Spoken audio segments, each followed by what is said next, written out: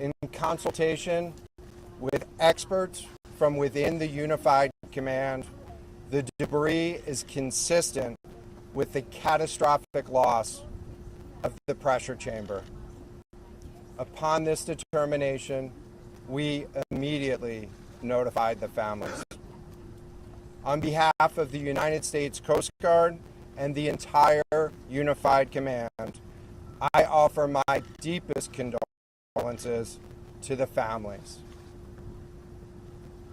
I can only imagine what this has been like for them, and I hope that this discovery provides some solace during this difficult time.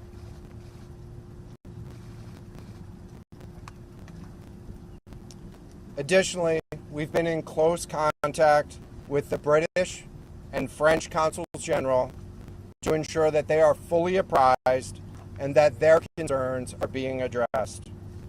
The outpouring of support in this highly complex search operation has been robust and immensely appreciated. We are grateful for the rapid mobilization of experts on the undersea search and rescue, and we thank all of the agencies and personnel for their role in the response. We're also incredibly grateful for the full spectrum of international assistance that's been provided. The ROVs will remain on scene and continue to gather information. Again, our most heartfelt condolences go out to the loved ones of the crew. We'll now take questions. John, what other debris have you found? John, what other debris have you found? Can you talk about the delay in reporting the vessel missing and the impact that This was an incredibly complex case, and we're still working to develop the details for the timeline involved with this casualty and the response. And so we'll provide that information. James Matthews from Sky News. John, what other debris have you found? And have you found any trace of those who were on board? So this is an incredibly complex operating environment on the seafloor, over 2 miles beneath the surface. And so the remote operating vehicle has been searching, and it is highly capable. And we've been able to classify parts of the pressure chamber for the Titan submersible. Let me refer to one of my undersea experts here, Mr. Paul Hankin, to talk about the nature of some of the debris.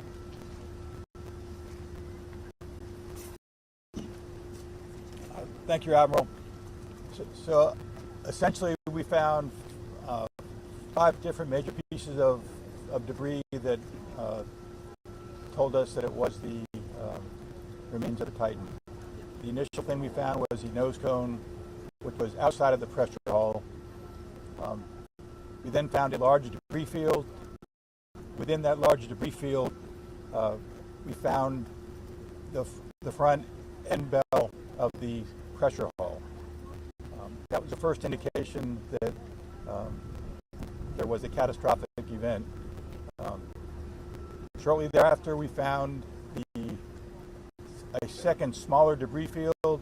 Within that debris field, we found the other end of the pressure hull, the aft end bell, which was basically comprised the totality of that pressure vessel. We continue to map the debris field, and as the Admiral said, we will do the best we can to fully map out what's down there. It's a very difficult question to ask, but it's an important one for the families, of course. What are the prospects of recovery of this? So the questions was related. I'm restating the question from the standpoint of sometimes it's hard to hear the question here. What are the prospects for recovering crew members? And so this is a incredibly unforgiving environment down there on the seafloor, and the debris is consistent with a catastrophic implosion of the vessel. And so we'll continue to work and continue to search the area down there, but I don't have an answer for prospects at this time. Admiral, it's Tom Costello at NBC News. Is there any suggestion, any suggestion at all that the sub itself collided with the wreckage of Titanic, or that instead it might have imploded above the wreckage and then rained down nearby? So the question was, is there any question as to whether or not the sub collided with the Titanic or whether it imploded above and debris field created from that? So the location of the Titan submersible was in an area that was approximately 1,600 feet from the wreck of the Titanic. I have an expert here that is familiar with that area and can talk about the debris field and what the debris field indicates in terms of where the casualty may have occurred. Wait, let's get the expert voice, please. Hang on a second. The expert voice is coming up to answer the question. Thank you, Admiral. So the question is, where does the wreck lie in relation to the Titanic? I didn't hear the Admiral's answer. I think 1,600 feet. Is that correct, Admiral? So that's off the bow of Titanic. It's in an area where there is not any debris of Titanic. It is a smooth bottom. There, to my knowledge and anything I've seen, there's no Titanic wreckage in that area. And again, 200 plus meters from the bow, and consistent with the location of last communication for an implosion in the water column. And the size of the debris field is consistent with that implosion in the water column. I can ask you a question. In terms of the timing here, you say that this was a catastrophic explosion. And I know it's early on, but is it your estimation that this happened right at the moment when they lost contact, an hour, 45 minutes after the descent? So the question was about the timing of the catastrophic implosion. Right now, it is too early to tell with that. We know that as we've been prosecuting this search over the course of the last 72 hours and beyond, that we've had sonar buoys in the water nearly continuously and have not detected any catastrophic events when those sonar buoys have been in the water. So, Admiral, can you just... What happens from here to the next days and weeks in terms of mining in a mortuary? What happens from here? So we will. The question was, what happens from here? What's the next phase? And so right now, again, our thoughts are with the families and making sure that they have an understanding as best as we can provide of what happened and begin to find some closure. In terms of the large process, we're going to continue to investigate the site of the debris field. And then I know that there's also a lot of questions about how, why, and when did this happen. And so, those are questions that we will collect as much information as we can on now, while the governments are meeting and discussing, what an investigation of this nature of a casualty might look like. This is something that happened. I'll just remind everybody. This is something that happened in a remote portion of the ocean with people from several different countries around the world, and so it is a complex case to work through. But I'm confident that those questions will begin to get answered. Will the Coast Guard lead the investigation, sir? Is there any suggestion that time factors, speed, anything could have prevented this or saved 5 people or this quite The question was there any suggestion that time factors may have played a role or consideration in the casualty here? And so the debris field is consistent with a catastrophic implosion of the vessel. Again, while we were prosecuting the search, we had listening devices in the water throughout and did not hear any signs of catastrophic failure from those. And so we're going to continue to investigate, or we're going to continue to document the information there and understand, based on all the information we have, the timeline. Admiral, can I ask you, Admiral?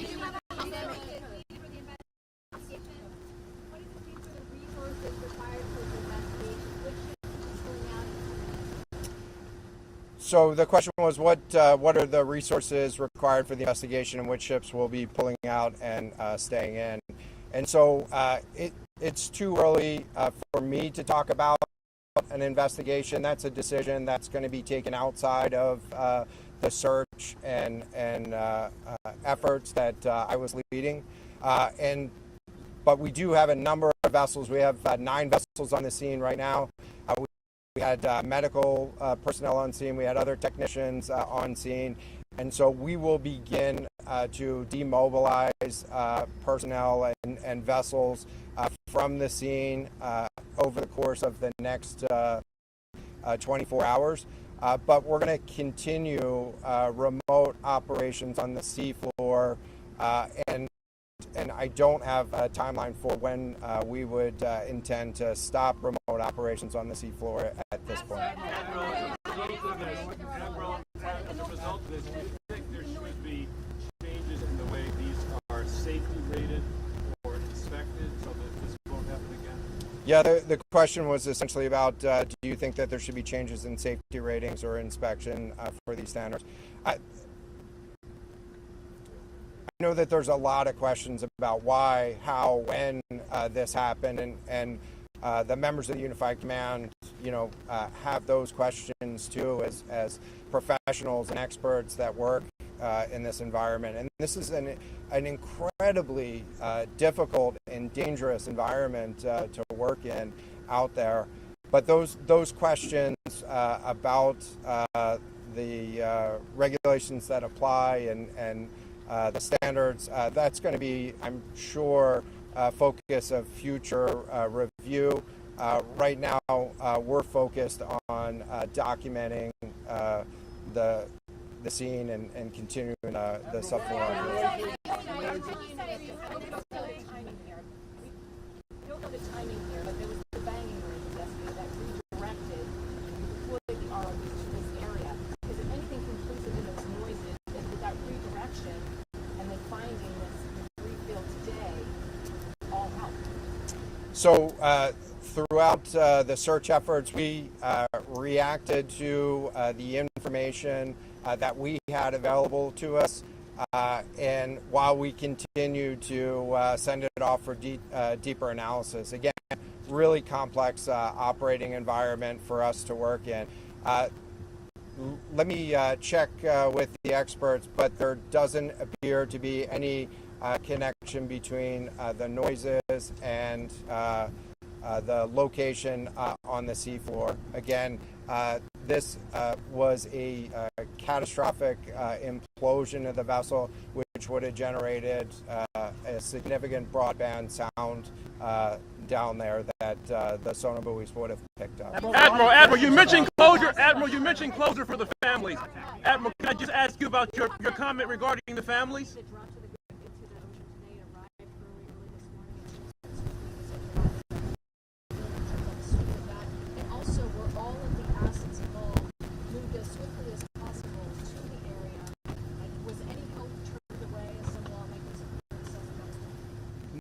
This was a incredibly complex operation, and we were able to mobilize an immense amount of gear to the site in just a really remarkable amount of time, given the fact that we started without any sort of vessel response plan for this or any sort of pre-stage resources. And so the equipment that was brought on site this morning that we were using was a pelagic ROV capable of operating at 6,000 meters, cameras, sonar, other articulating arms and resources on it. And it, we had to transport it here through C-17 aircraft. This is 2 aircraft that it took to get this up here. And so we've really had the right gear on site and worked as swiftly as possible to bring all of the capabilities that we had to bear to this search and rescue effort. And it was just a huge international and interagency effort to make this happen. So I'm really grateful for all of the responders that came out to support this and really search for the vessel. It is a difficult day for all of us, and it's especially difficult for the families, and our thoughts are with the families today. But this was an immense support, and we had the right gear on the bottom to find it. Admiral, you mentioned Admiral. Will you attempt to recover the bodies, can we ask you? The victims, will they be recovered? Thank you so much, everyone, for attending this afternoon. There are no future planned press conferences. Updates will be shared to the USCG Northeast Twitter page, and our staff will be available to take down any questions following this. Thank you. And give the names of the 2 gentlemen who spoke. I can get that back to you afterwards, just so I can confirm. Thank you. Breaking news on WFLA Now. Here is J.D. Buno. The U.S. Coast Guard confirming the worst outcome. All 5 Titan submersible passengers presumed dead after an ROV finding debris on the ocean floor near the wreckage of the Titanic, and among the debris, pieces of the hull, confirming a catastrophic implosion to the Coast Guard occurring during OceanGate's expedition miles down in the Atlantic. Our thoughts and prayers are with the faces that you see, the families of loved ones of those that you see on your screen. JD here with you live, folks, on WFLA Now, alongside Josh Benson of WFLA News Channel 8. I'm here with you in the Stream Center, breaking this down. It's a somber press conference. Let's just start there. This is somber all the way around. A lot of answers still to come.